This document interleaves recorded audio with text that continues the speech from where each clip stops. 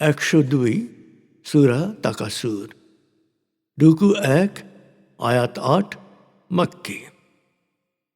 দয়াময় মেহেরবান আল্লাহর নামে। অপরের তুলনায় বেশি সুখ সম্পদ লাভের আকাঙ্ক্ষাই মানুষকে আমৃত্যু মোহাচ্ছন্ন করে রাখে। আসলে এটা ঠিক নয়, সময় এলেই তা জানতে পারবে।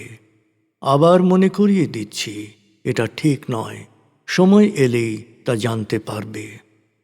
সত্য সম্পর্কে নিশ্চিত জ্ঞান থাকলে তোমরা কখনোই মোহাচ্ছন্ন হতে না। তোমরা অবশ্যই জাহান্নাম দেখবে। আবার বলছি, তোমরা অবশ্যই নিজ চোখে জাহান্নাম দেখবে।